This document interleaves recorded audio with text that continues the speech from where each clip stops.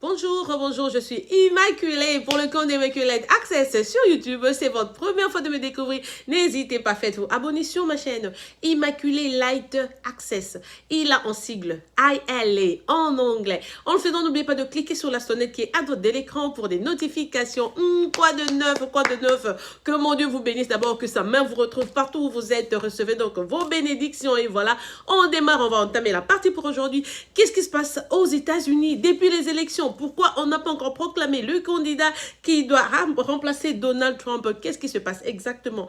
Eh bien, comme vous le savez, nul n'est sans ignorer que ça fait déjà 2 jours depuis que le peuple américain a casté le vote. Donc, c'était exactement le 3. Donc, c'était avant-hier. Et voilà, il s'était avéré que les gens ont voté jusqu'à 19 h. Dans certains endroits, c'était jusqu'à 21 h. Donc, 9 p.m., 9 h du soir. Mais avant cela, ça faisait exactement 2 mois, je dirais, ou 1 mois et demi, que le peuple savait qu'il avait le droit de voter par mail. Donc, il y avait le barreau qui venait. D'abord, on t'envoie la lettre, on te propose cela si tu trouves que, bon, parce qu'on a beaucoup de vieillards ici, les gens ont peur parce que donc, ces élections se passent sous une pandémie, donc beaucoup de gens ont jugé mieux ou bien de voter à partir de leur maison et envoyer carrément leur réponse, leur bio, donc le retourner. Et c'est ce qui s'est donc passé pendant les 2 précédents mois. Tout le monde votait, tout le monde qui avait peur de sortir, spécialement les vieillards, comme je le dis,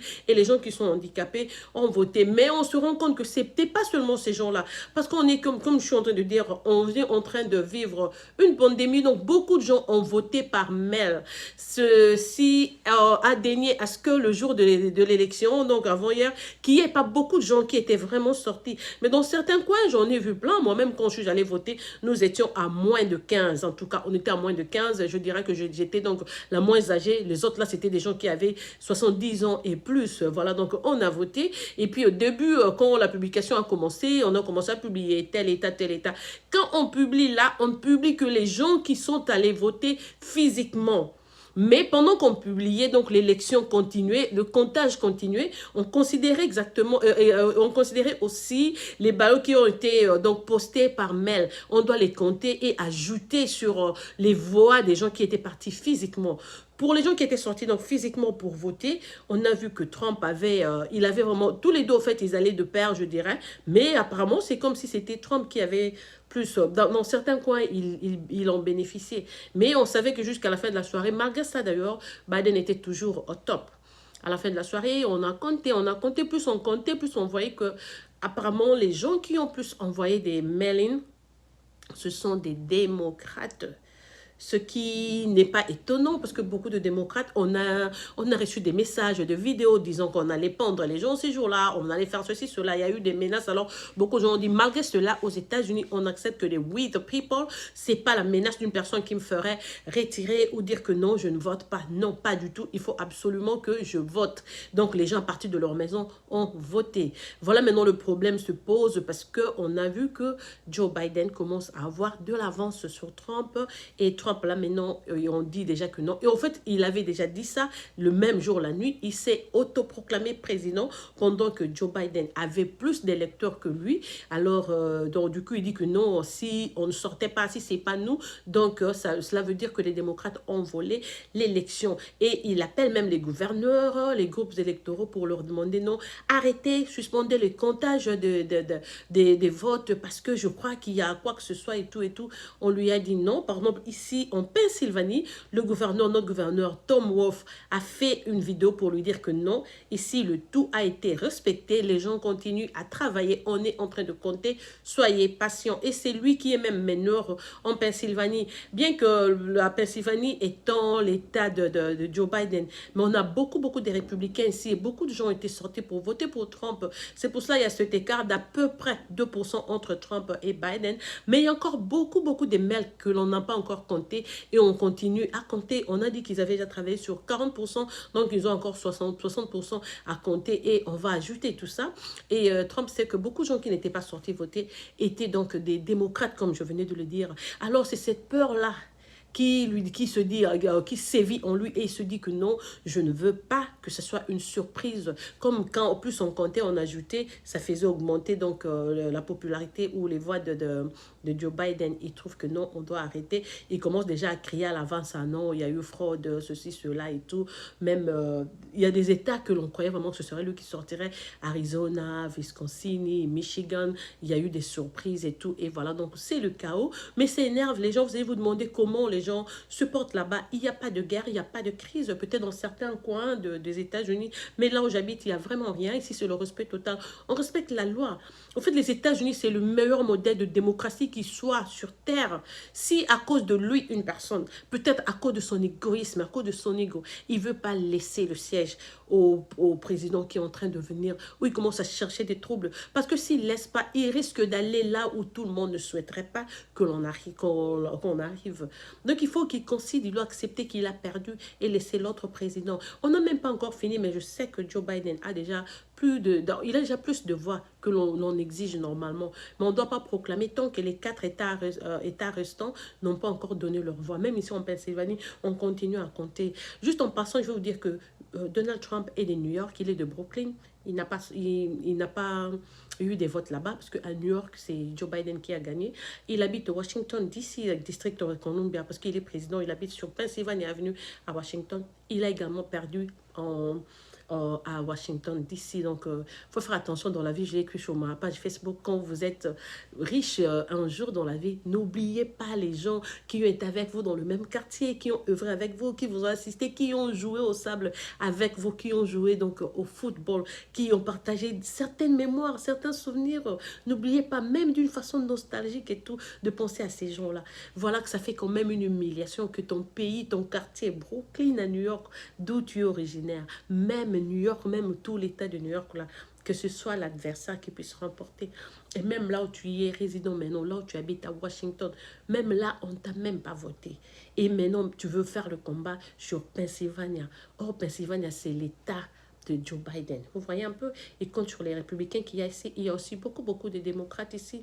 Et à part ça aussi, il faut parler de sa réputation aussi. La fois passée, il était juste sorti parce que la candidate, candidate à adversaire, c'était comment une femme, c'était Hillary. Si c'était pas Hillary, si c'était par exemple lui contre Mitt Romney ou bien autre, il n'allait pas passer. Mais bon, voilà, et aux États-Unis, la loi est au-dessus de tout. Il y a des responsabilités qui n'incombent qu'aux gouverneurs. Il y a des décisions que les gouverneurs prennent, que ce soit à la Cour suprême ou quoi que ce soit.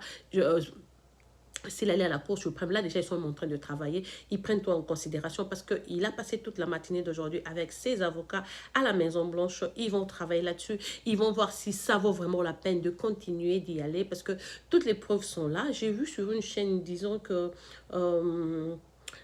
qui avait, je sais pas, 3000, non, like, il y a eu, pour exemple, parce que je n'ai pas vraiment regardé le nombre exact, mais ils ont dit il y a eu 3123 personnes qui ont été enregistrées pour voter, mais après comptage, donc ils sont allés au-dessus. C'est comme s'il y avait à peu près 150, ça peut être 1500 plus.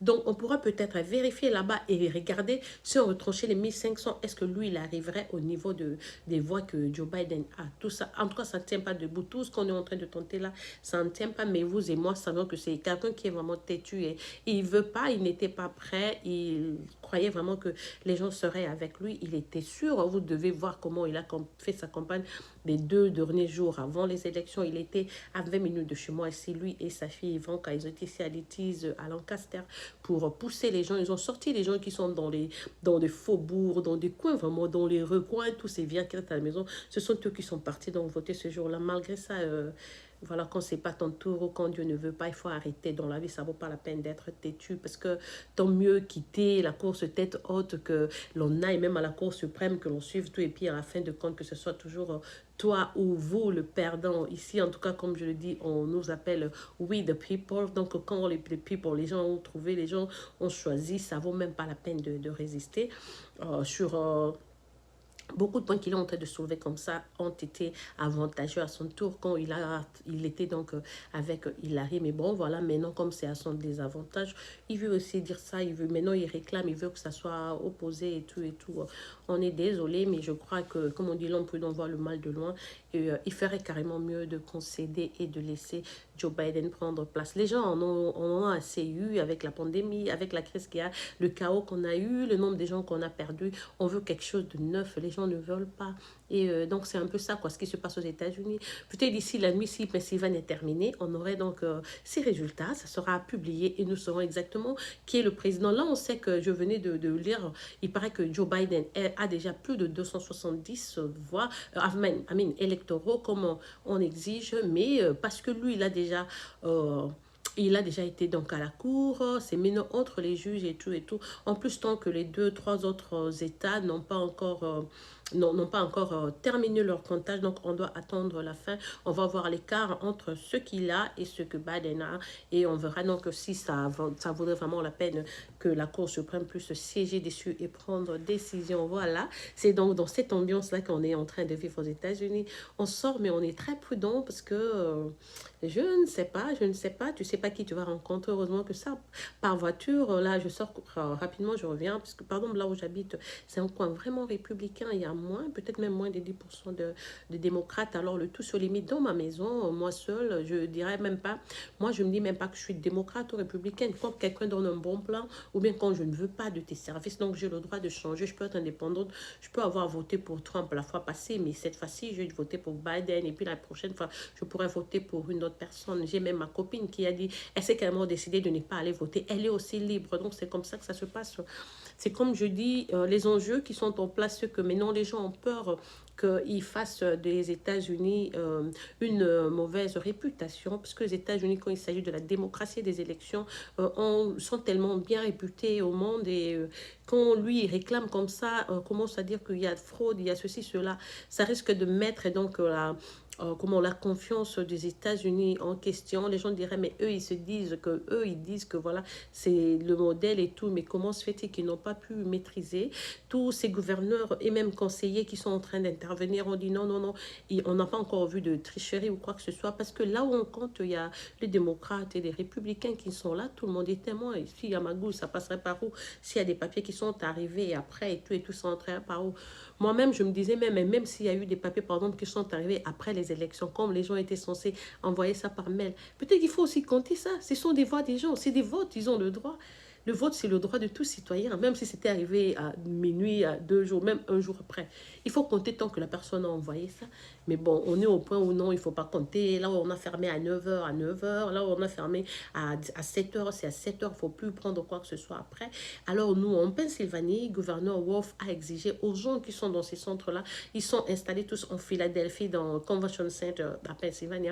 Donc, c'est là qu'ils sont en train de travailler. Et le gouverneur a appelé ce matin, très tôt le matin, pour leur dire, si vous trouvez qu'il y a un mail qui est arrivé après, parce qu'ici on avait fermé à 19 h, donc à 7 h du soir, il trouve qu'il leur a dit non, mettez ça de côté, ne jetez pas ou quoi que ce soit, mettez tout ça de côté, parce que peut-être on aura à se défendre donc à la Cour suprême, et on doit avoir ces preuves, ça doit avoir donc le cachet de la poste, l'heure à laquelle vous avez reçu, c'est là et tout, on aura donc besoin de preuves, et donc en fin de compte, on verra qui sera le futur président des États-Unis. C'est donc dans cette ambiance-là, on joue un peu sur Facebook, on critique, parce qu'ici, au fait, nous, on a le droit de critiquer nos présidents, de dire quoi que ce soit.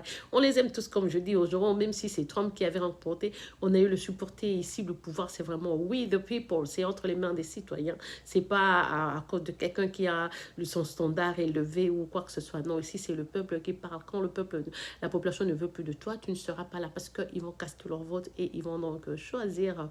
Voilà pour la petite vidéo d'aujourd'hui. C'était Immaculée, votre soeur qui vous aime, vos chouchoutes et vous apprivoise à outrance. On va revenir demain avec une autre vidéo sûrement, et on est toujours dans cette ambiance politique, comme j'aime le dire. La politique, moi, ça m'excite, que ce soit africaine.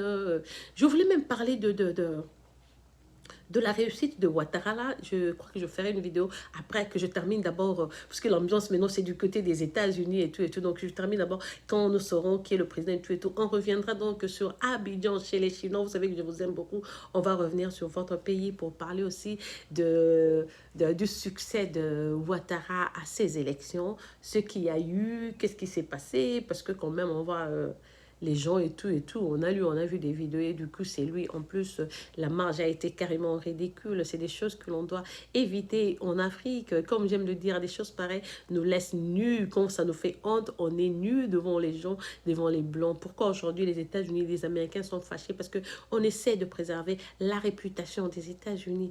Donc, même si on t'a corrompu, même si les Français ont exigé ceci, cela, pour cette petite confidence, donc la fierté, la dignité d'être africain ou africaine, deux fois, il faut refuser certaines propositions qui va exposer carrément la manière de travailler de tout un peuple, de toute une population. Nous, en tant qu'Africains, Africaines, on ne nous traite pas bien par ces gens. Ils trouvent que nous n'avons pas assez de niveau, nous ne sommes pas assez intelligents naturellement.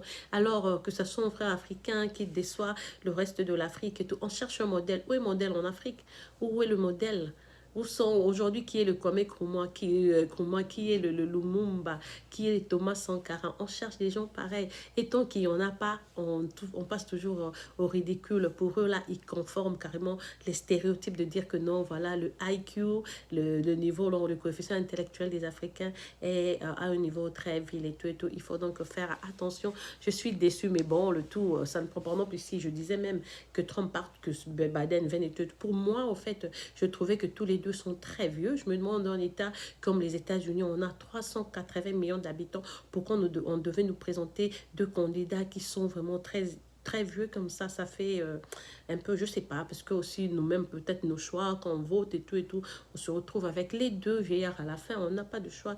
Donc, c'est un peu ça, mais ça ne prend que 4 ans, en fait, ça ne prend que 4 ans, ça prendra 4 ans, et puis tu vas finir, tu vas quitter la Maison Blanche, quelqu'un d'autre viendra. S'il travaille bien, il y aura donc le deuxième mandat. Dommage pour Trump, parce que d'abord, c'est pas quelqu'un qui avait de l'expérience à la politique. Tu peux bien faire, tu peux investir, tu peux vraiment investir dans l'immobilier, tu deviens milliardaire avec tout ce qu'il a, mais la politique, carrément, c'est pas son fort. Donc, on a vu ça et les gens ont dit non, non, non, c'est pour cela. Donc, on est en train d'attendre la dernière décision. Voilà, c'était votre soeur Immaculée qui vous aime, vos chouchoutes et vous apprivoise à outrance. On va revenir dans demain ou aujourd'hui soir avec une autre vidéo. Passez une excellente soirée chez vous. Bisous, je vous aime beaucoup et à plus.